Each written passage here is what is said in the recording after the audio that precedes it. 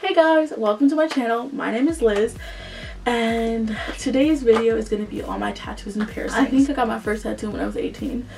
So I'll try to put my tattoos in like chronological order, and then I'll show you like side-by-side pictures from when I got it as it currently stands now. My mom, my foster dad, my brother, and I all got the family first tattoo.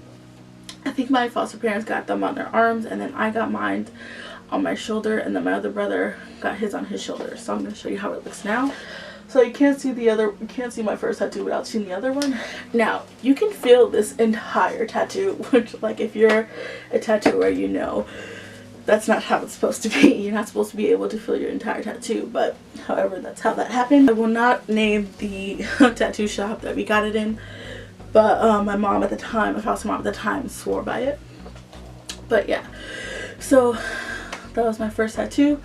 My second tattoo, I think I got my second tattoo and my third tattoo at the same time. So my second tattoo was music notes and an upside down treble clef into a heart. I don't know if you can see that. I got that tattoo because I love music, and music got me through everything, man. Oh, when I was sad, going through things, I would just always put on music. So yeah, the thing about that is I was like scrolling through online and I was like, oh my god, that's so pretty, and I just got it. Now as it stands today, I don't copy tattoos anymore because I've gotten into like certain channels and like reasons behind copying tattoos. It's just never, you know, ideal. Like if you see a tattoo you like, just, you know, go up to the tattoo artist, say, hey, I want something similar, but like do not like copy it. You can say it's inspired by it, but don't just copy the tattoo.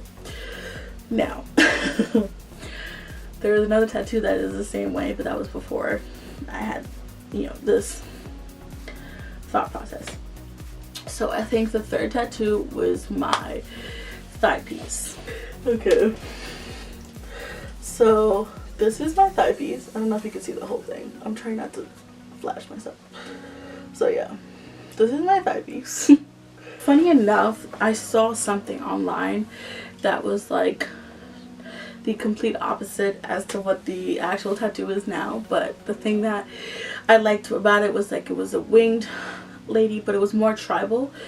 So it was like an angel, but it was like a tribal angel, and she was kneeling. So that was the only thing I really liked about the tattoo. The reason I got the thigh piece is because I felt like everything about the horoscope Virgo embodied the person who I am, and like my certain personality traits is very much similar to that of a Virgo. So I was like, okay, let me get a piece that symbolizes that, and I'll post it again. But like there's like a little flower that's commonly seen with the like if you look up the Virgo, there's always a lady with like wings or something like that, and she's always holding a flower. So I embodied that, and then I put the Virgo sign, which is like an M with it's like tilted up. The other one is the Scorpio, which is an M, but it's like crossed over. So I got that piece. And then the last tattoo I got was this lily flower.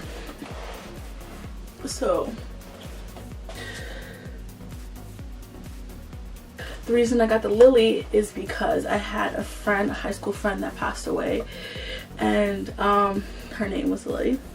So I found out that she passed away when I was in college or something like that. Yeah, I was in college, I think in October. And when I found out, I was like, no, you're kidding. Like, what do you mean? She didn't pass away. And they're like, no, she did. And so I think the funeral was a few days after that, and I like drove home 3 hours to go to the funeral. And right after the funeral, I had to drive right back up to school because I had like clinicals the next day or something like that. I had class. But when all my interactions with this with my friend in high school was, you know, it was nice, and she was just a happy person, and she was always smiling and always had a smile on her face, and she was just a very nice person, and I wanted something to embody that. So I went online and I searched lily flower pretty much, and lily tattoo flower, which again, I don't recommend copying tattoos. I would say get the inspiration from the tattoo, don't just directly copy a tattoo, but you know. So I went and got this tattoo, and I absolutely I love it because the meaning, and it was beautifully done. I do have a couple more tattoos that I want to get done, like on my rib cage, and I want a back piece as well. I might film that later whenever I get the money to do it.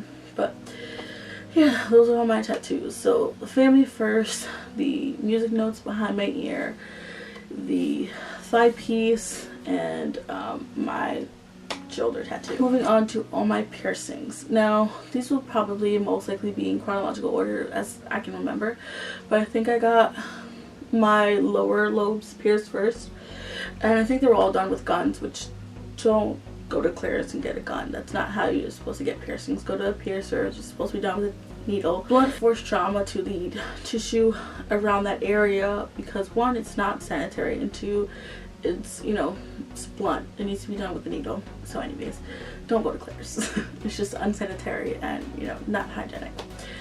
So then I believe I also got this piercing up here with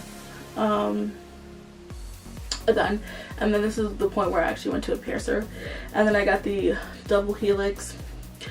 I tried getting my tragus pierced like 2 or 3 times, and the first time it fell out, so I went to this ear, and then something happened, but then I got this pierced the 3rd time, so this time it stayed. So I have my tragus pierced, and then I tried getting my nose pierced, and boy does she not want to be pierced. I got my nose pierced about 3 times. I pierced it here, it fell out. I pierced it again here, and then I started keloiding. I got a bunch of keloids and I had to take it out. And then I got it pierced the 3rd time. My skin started healing over the ring where it gets like trapped, and so I had to go to my piercer, and they had to open up the skin with like a needle, and it was just, oh. And then that was fine, but then it got a keloid again, and it was very ugly, and it was just like a keloid right next to the piercing, and it just didn't look right. And my mom was like, Liz, just take it out. I'm like, yeah, you're right. I just took it out because it was like, my nose is not trying to be pierced.